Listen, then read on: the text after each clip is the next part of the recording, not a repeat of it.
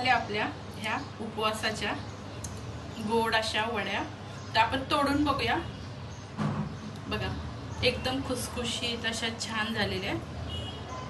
तर छान असं उपवासाला मस्तपैकी आपल्या चॅनलमध्ये तुम्हाला सगळ्यांचं स्वागत आहे. आज आपण बनवत आहोत नवरात्री निमित्त खास अशी उपवासाची साबुदाण्याची वडी.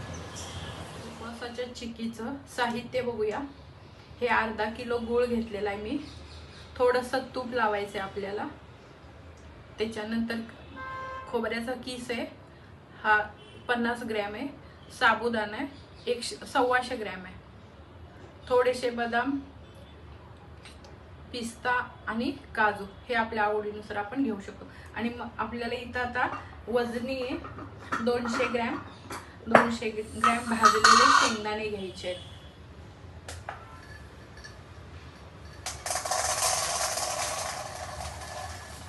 दोनशे ग्रॅम घ्यायचे.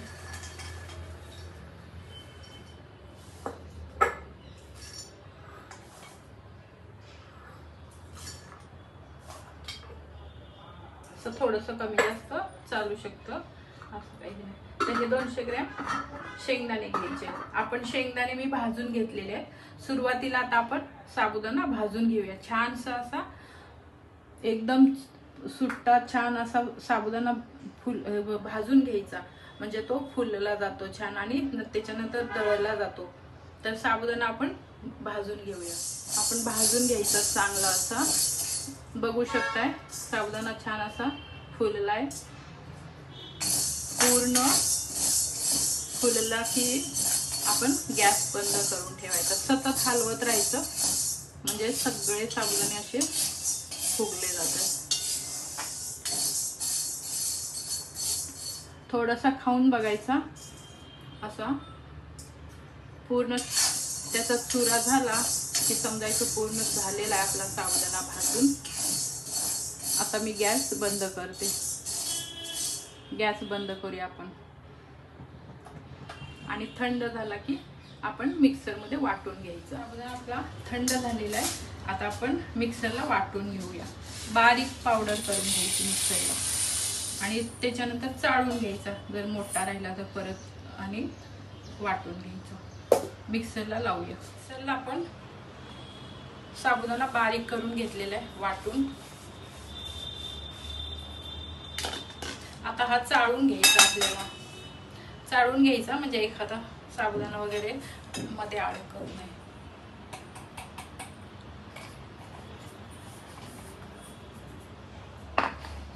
चाळून घेऊया याला.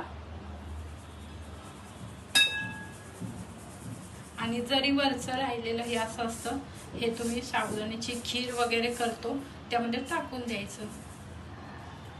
तर बघू शकता बारीक झालेली आहे पावडर. त्याने सुद्धा वाटून घेणार आहोत. बारीक करायचं, थोडं थोडं घालून बारीक करूया. माझे हे सुरुवातीचे शेंगदाणे वाटून झाले. हे आता आपण दुसऱ्या वेळेला सुद्धा वाटून घेतलेले. थोडे थोडे करून वाटले होते,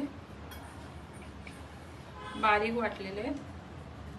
थोड्याचा बारीक किस आहे, तर आपण भाजून घेऊया. डेसिकेटेड खोबरा. तर हे भाजून घे. आपण घरी जरी किसून घातलं नारळाच्या ह्याच्यातलं तरी पण चालतंय, पण हे माझं विकत आहे. तर ह्याला भाजून घ्यायचं हलकं. इथं आपलं खोबरा भाजून झालेला आहे. आपण काढून घेऊया. पूर्ण हे काढून घेऊया. आता आपण कढईमध्ये तूप टाकणार आहोत. कढई गरम झालेली आहे. तूप टाकूया.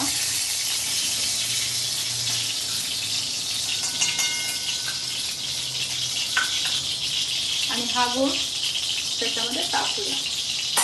हा माझा चिकीचा गूळ वगैरे नाही, आपला साधाच आहे.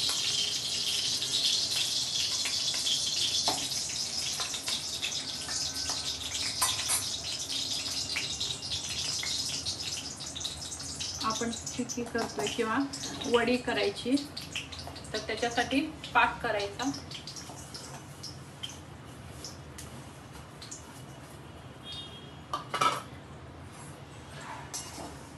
आणि तुपामध्ये असं छानसं पूर्ण आपला गोळ मिक्स झाला की मग आपण त्याच्यात मिक्सचर केलेलं सगळं टाकून देऊया. ड्रायफ्रुट्स बारीक करूया, त्याच्यावरती आपल्याला डेकोरेटिव्हसाठी वापरायचे, तर बारीक करून घेऊया.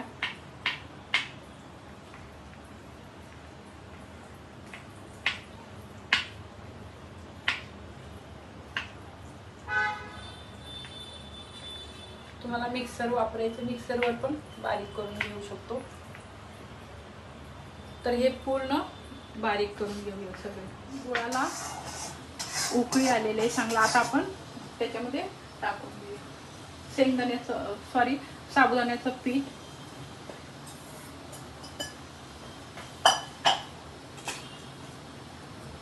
खोबरा. गॅस बंद करूया आता. आणि त्याच्यानंतर शेंगदाणा कूट.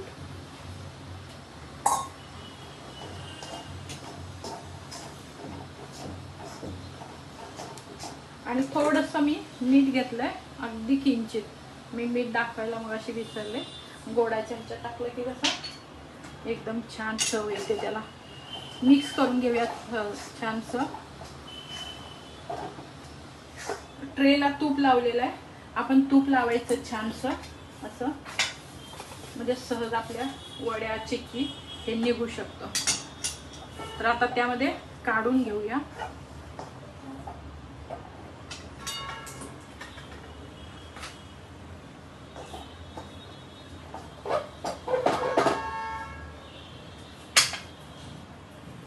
गरम असतानाच हे करून घ्यायचं असं.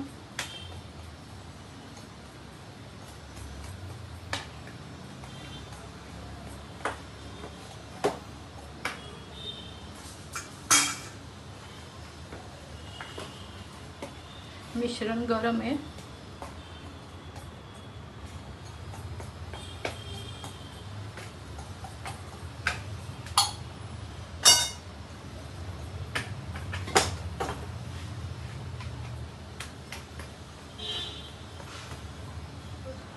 त्याच्यावरती टाकून घेऊया असे थोडेफार.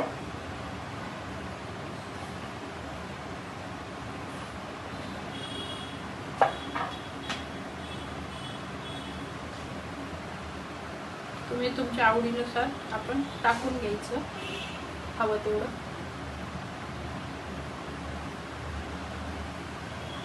आणि परत एक आपण ग्लासच्या साह्याने दाबून घ्यायचं थोडं त्याच्यावर.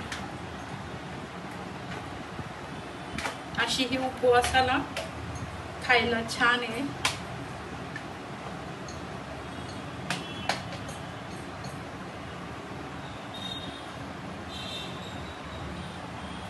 तोपर्यंत आपण कट करून घेऊया,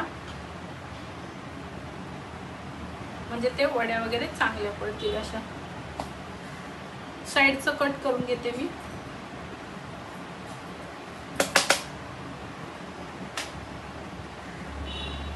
आणि आता आपल्याला पाहिजे त्या आकारात आपण वड्या करून घेऊया.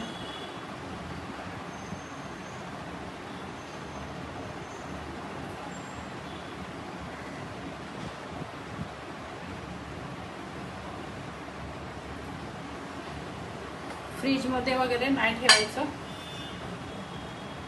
जास्त कठीण झालं किंवा आपल्याला कट करायला येत नाही.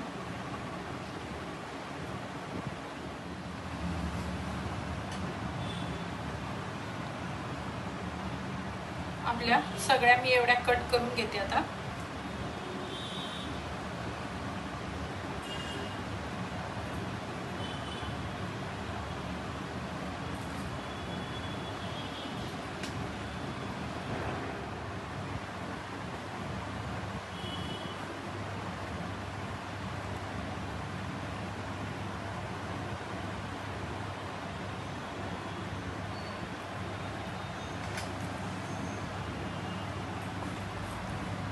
साबुदाणा शेंगदाण्याची अशी वडी. तर ही रेसिपी तुम्हाला कशी वाटली मला कमेंट करून सांगा. आपल्या चॅनलला लाईक करा, शेअर करा, सबस्क्राईब करा.